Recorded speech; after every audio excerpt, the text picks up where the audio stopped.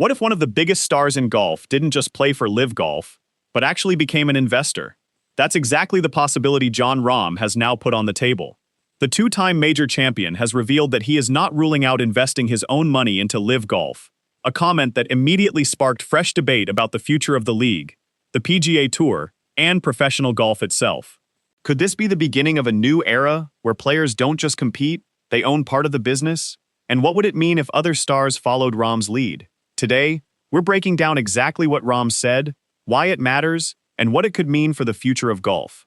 Before we dive in, make sure to subscribe and turn on notifications, because we bring you the biggest stories from the world of golf every single day. Let's get into it. Jon Rahm has never been afraid to speak his mind. Since joining LIV Golf in late 2023, he's consistently defended his decision, insisting that he believes in the league's long-term vision. Now he's gone one step further. When asked whether he would ever invest his own money into LIV Golf, Rahm didn't dismiss the idea. Instead, he made it clear that it's something he would consider if the opportunity made financial sense. That statement might sound simple, but it's actually a major shift in how fans view LIV Golf. Until now, most people have seen LIV as a league funded almost entirely by Saudi Arabia's public investment fund. Rahm's comments introduce a different possibility, one where players themselves become stakeholders in the business.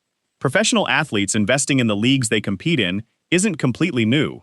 We've seen players become owners in soccer clubs, Formula One teams, and even technology startups. But golf has traditionally worked differently. For decades, players earned prize money and endorsement deals. Ownership wasn't really part of the conversation. Rahm's comments suggest that model could be changing. If LIV Golf eventually opens ownership opportunities to its stars, it could give players an even stronger incentive to help grow the league. Instead of simply collecting tournament winnings, they'd also benefit if the business itself becomes more valuable over time. That creates a very different relationship between player and league. If you're enjoying this breakdown and want more golf news without the rumors and unnecessary drama, hit that subscribe button. We cover everything from the PGA Tour and LIV Golf to the biggest player stories, major championships, and breaking news, all in one place. Now let's continue.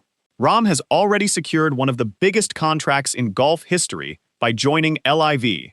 While the exact numbers remain confidential, reports have estimated his deal to be worth hundreds of millions of dollars.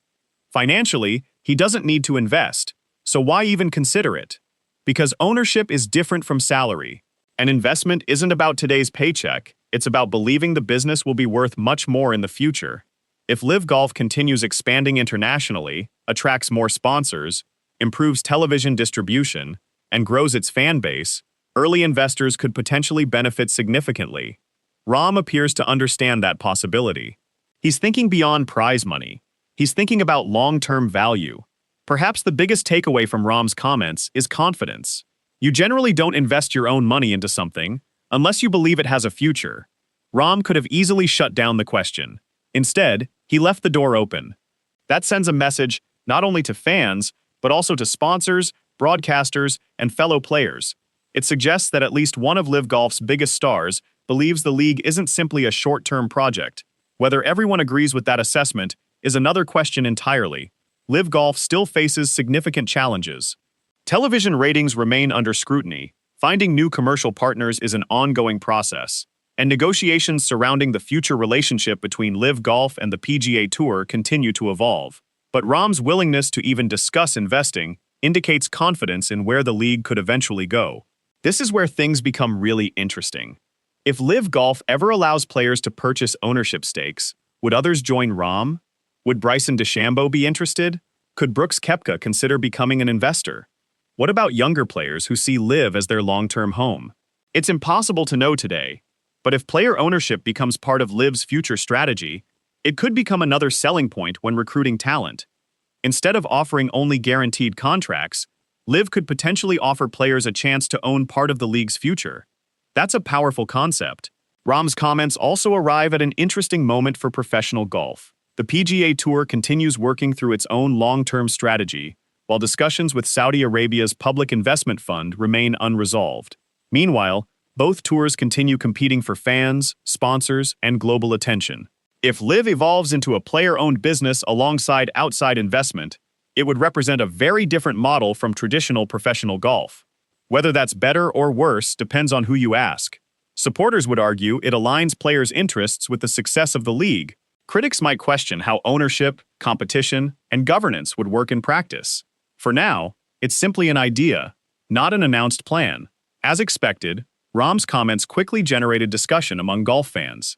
Some believe it's a smart business mindset. They argue that athletes should think like entrepreneurs and invest in businesses they believe in. Others remain skeptical. Some fans feel LIV still has important questions to answer about long-term sustainability, television audiences, and commercial growth before players should consider investing. And then there are those who see Rahm's comments as another sign that LIV intends to be part of professional golf for many years, rather than a temporary disruption. The reactions have been mixed, but one thing is clear. Rahm's remarks have people talking. Jon Rahm didn't announce an investment. He didn't reveal negotiations. And he didn't say he has already committed any money. What he did say is that he isn't ruling it out. Sometimes, those small comments reveal bigger ideas. Whether player ownership becomes reality or not, Rahm has once again shown that he's thinking beyond the golf course. He's thinking about the business of golf, not just the competition. The next few years could determine whether LIV Golf becomes a permanent fixture in professional golf or evolves into something entirely different. If that future includes players becoming investors, don't be surprised if Jon Rahm is among the first names on the list. What do you think? Would investing in LIV Golf be a smart business move for Jon Rahm, or is it still too risky? Leave your thoughts in the comments below. We'd love to hear your opinion. If you enjoyed this video, don't forget to like, subscribe, and turn on notifications so you never miss the latest golf news, analysis, and breaking stories. Thanks for watching, and we'll see you in the next video.